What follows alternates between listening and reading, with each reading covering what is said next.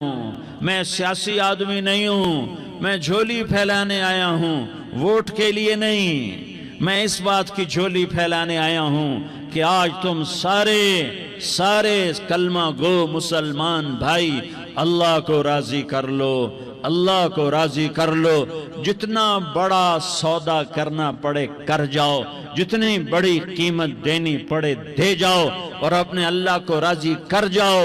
جان پہ کھیلنا پڑے کھیل جاؤ، مال لٹانا پڑے لٹا دو، عزت آبرو داؤ پہ لگے لگا دو، پر اللہ کو نہ ہاتھ سے جانے دو۔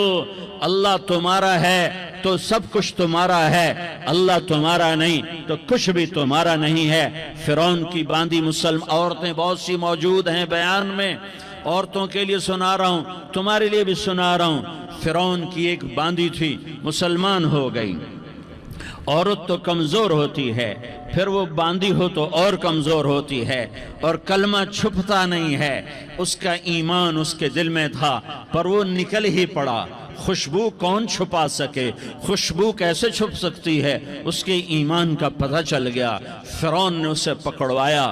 اس کی 2 بیٹیاں تھیں، ایک دودھ پیتی تھی، ایک انگلی پکڑ کے چلتی تھی۔ اس نے بڑے کڑا میں تیل ڈالا، اس کے نیچے آگ جلائی، تیل کھولنے لگا، اس نے دربار سجایا، اور اس کے اپنی باندھی کو بلایا، اس کی 2 بیٹیوں کو بلایا۔ یہ مائیں سن رہی ہیں کہ ماں اولاد کے لیے کیا کچھ کر گزرتی ہے، کیا کچھ کر گزرتی ہے۔ ماں ممتاز سے تاریخ بھری پڑی ہے، اور اللہ نے بھی جو اپنی محبت کو تشبیہ دی ہے کہ میں اپنے بندوں سے محبت کرتا ہوں، تو باپ کی محبت سے تشبیہ نہیں دی۔ اللہ نے کہا میں ماں سے 70 گنا زیادہ پیار کرتا ہوں۔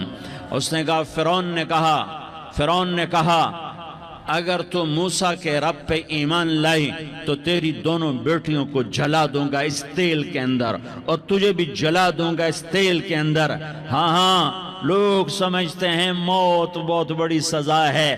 ارے جس نے اللہ کو پا لیا اس کے لیے موت تحفہ ہے۔ وہ دنیا کے دکھوں سے نجات پا گیا اور آخرت کی نعمتوں کا حقدار بن گیا۔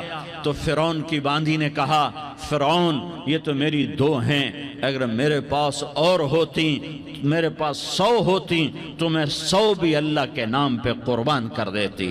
فقض ما انت قاض، کر جو تجھے کرنا ہے۔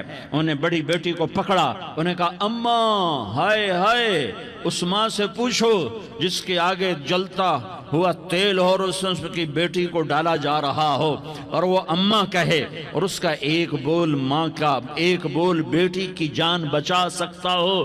کلمہ کفر کہہ جا، گھر میں جا کے توبہ کر لے، معاف ہو جائے گا۔ میں قربان جاؤں۔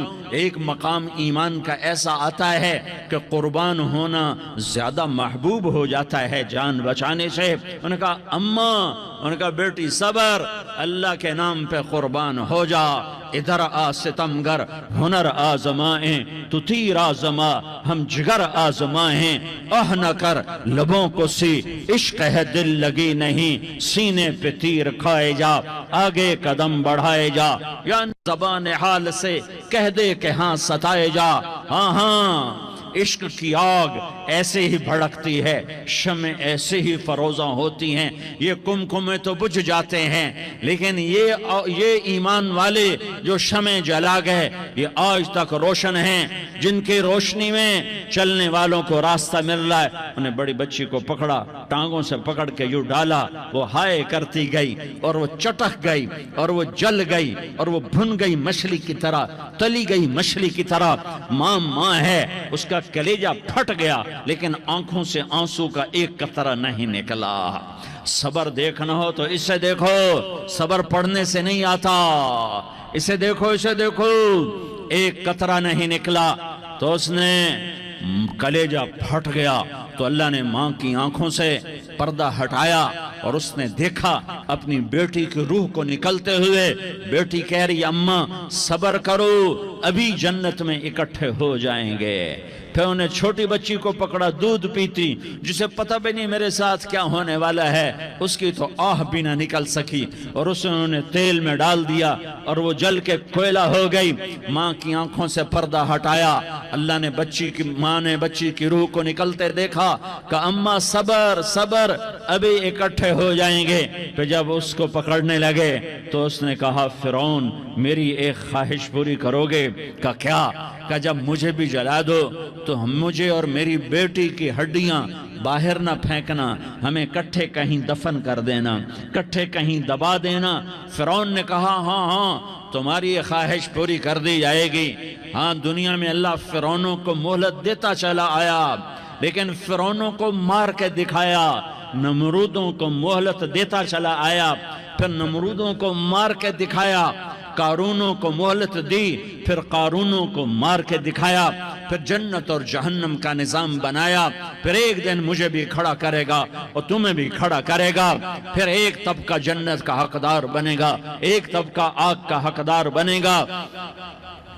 پھینک دیا، جل گئی، ہڈیاں نکل آئیں، انہیں ہڈیوں کو اٹھا کر زمین میں دبا دیا۔